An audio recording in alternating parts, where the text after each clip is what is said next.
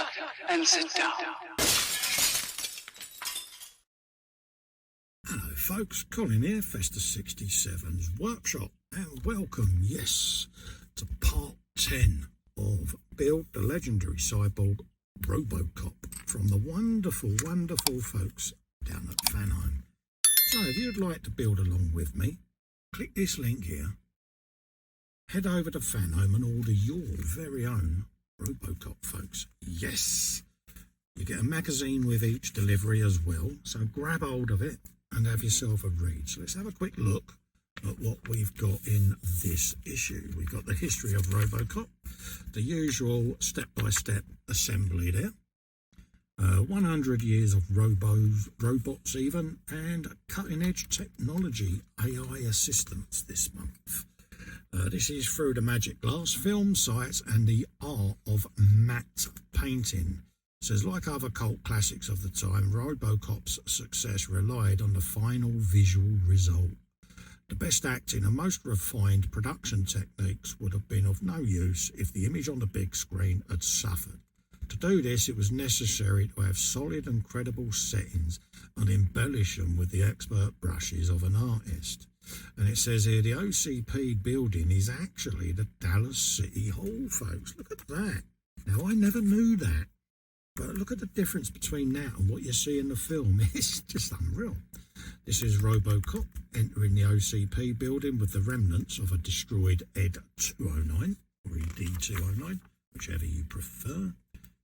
Elevators of the Plaza of the Americas shopping centre were made to look taller with some matte painting.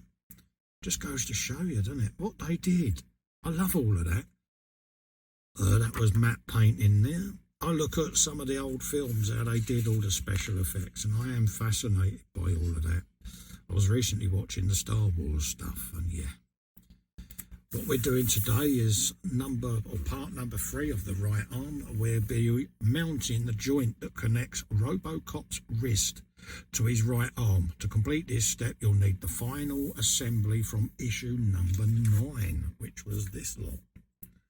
If you remember rightly, we was doing all of that. So we need this for this issue. So have it at hand, peeps.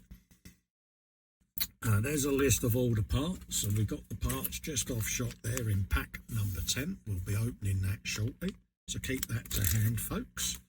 And it gives you here what we're going to be doing. Placing the wrist joint with all these different cups with the rod in it to build this section that then goes up and joins to the previous parts we've built, and it will give you this at the end. You'll have the whole arm with a toggle that the hand will attach to, but don't put the hand on just yet. That tells you what you're going to have, but we've still got a couple of bits of pieces to go in for the next one there, folks. So I am tempted to pop the hand on, but part of me says it's not asking me to, so I might not bother. Let's see. Yeah, in the last issue, it can only be fixed in one and held in place with the 3 screws. So leave it at that for now, folks. Because I think we need to slide the piece up over and then use the hand to retain it, I think. So don't be tempted to put the hand on yet. I've got the hand just next to me here. Robo hand. So, but yeah, I'm not going to tempt fate and push it on, but what I'll do is I'll show you what it will look like roughly when we come to having a looky-loo. Here's the finished model, folks. It's a meticulous reproduction of the character seen on screen, which we know. You've then got some different robots here from different films and reproduction of the first British robot. And who thinks back to the Wizard of Oz with the Tin Man, and here we are with ROBOCOP. 2 quite similar things, I think. You've then got AI assistance. AI seems to be the buzzword lately. So yeah, there's different devices there that you can get, that you speak to. I've got one just over there that I use to do all my stuff with. So yes, little echo machines and things like that. So yeah, got one just there.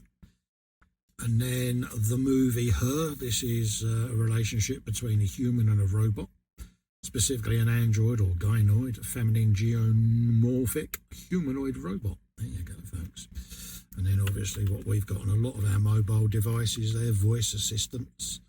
So give these a read, folks. It lets you see how technology has advanced over the many, many years. So when someone said to me back then you'd be wearing watches on your arms that you could control your mobile phone with, I would have laughed at them. And yet here I am wearing one. Yeah, very Dick Tracy, folks. So I'm going to open up the packet that we get today, and then we'll come back and assemble this for you. So grab ourselves our arm. Just put that just there. So what do we need first? We need this section here. And we want to drop the plunger straight down it just like that. Little ball and socket joint like that. Just so that it articulates, folks. We then got two cups. We got a small one. We got a slightly larger one, and then this. And they are fixed with 3 of the CP screws that we'll just bring forward like that. So you want your small cup, then your big cup in like so. Like that. Yeah? And then this then goes and lines up around this plastic. So we just want to capture those in there like that. And then line up the 3 holes. You'll see a slight rebate in there. See that? And it's the shape of this piece of plastic that is slightly obscured by my thumb. But we want to put a screw in there. So I'm just going to put a quick one in just to hold it in place so that I can then use a bit of oil on the others. So I just want to capture them 2 cups just to stop them floating out. That's in an ideal world what will happen. So I'm just going to drop that screw in, pull him home, and then I'll put a bit of oil in the other ones now, see? So we'll have a bit of that, and then we'll grab my oiler and we'll put the next one in with a bit of oil then, just so that that gives out a bit of lubrication. Nice big drop on there. Grab that with me thumb. Bear in mind you've got the 2 cups under there. Pop that in through there and then start getting that to screw in, just like that. And look at how easy that one went in compared to the first one.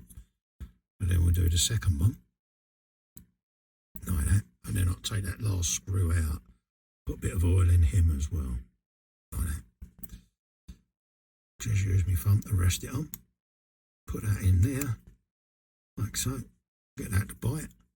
I can now back them off very, very slightly, like so. And then I can drop this one right out and then re-oil him to get him in place, like that. It just helps the screws go in a bit better, but also then it stops them threading out. So there you go.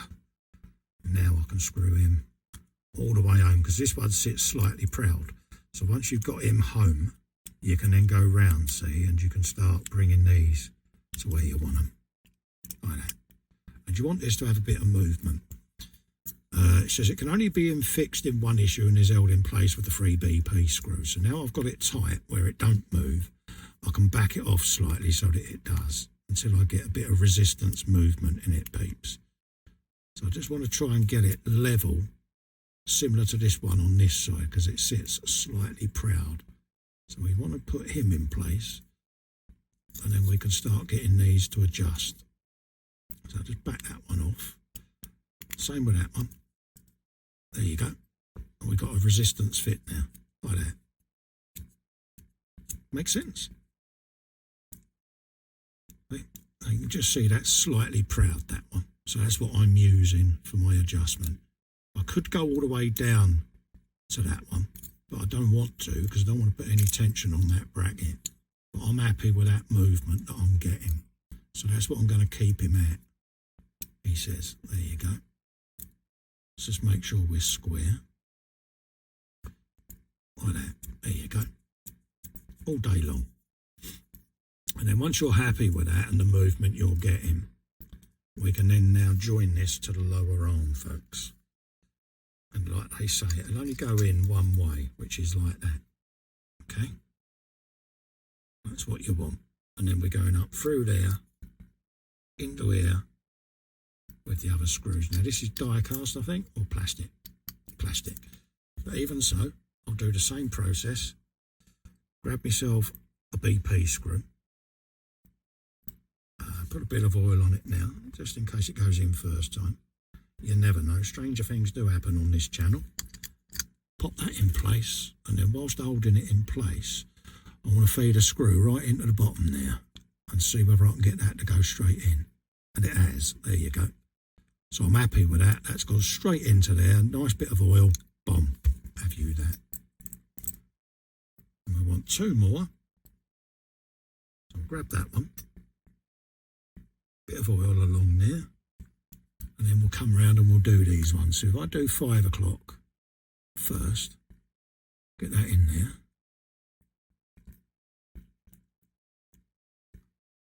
Like so. That's now 2 of the screws in.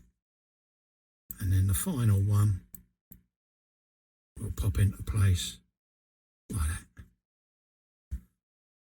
And then rest it straight into the hole. Send that all the way home, just like so. And that is a very substantial arm assembly that we're doing. We've got to do this again for the left arm, folks. So remember how you've done that. But look at that. Wow. Okay. And then that's ready then for his wrist movement. Yeah. So I want a bit of movement in there. And then the hand itself is roughly going to go there. Like that. So you've got a big old arm going on there, folks. Look at that. Okay. There's going to be something about that length. Look at that. So we've just got the section to go in there, and I've got a feeling that might be a slide-on part, so I'm not going to press the hand on because I don't know how easy it is to get these back off. So that's why I'm not applying it yet. But look at the size of that, folks. Yeah, all day long, isn't it? Yeah, armless, isn't it? That's what I did. Won't do that again. There you go, folks. So that's what you're going to end up with. That is now issue 10 wrapped up. We have got all of this done today. There you go. So I'm going to rest that now in its protective bag. Because I like to keep all my pieces in the bags until such time as I'm ready to put them together. So my hand will live in a bag, like so. I'll just wrap them up, keep them protected in my box, just like that, folks. And I've got the box just off to my left with all of those bits in. The arm itself is going to go into a bag of armness, which will be that one. So we can just rest that in there like so. And that's all nice and protected now till the next episode. So that's how I tend to do them, folks. Stops you getting scratches, dinks and anything like that on your model until you're at such a point where you want to display it. So I'm going to leave you there, folks. I will see you on the next issue, issue number 11. Don't forget, grab yourself one of these by heading over, clicking the link there, popping over to Fanhome, and you too can be building your very, very own RoboCop. Thank you for watching. I will see you on the next one, issue 11. Stay safe. Thank you. Bye-bye. Bye.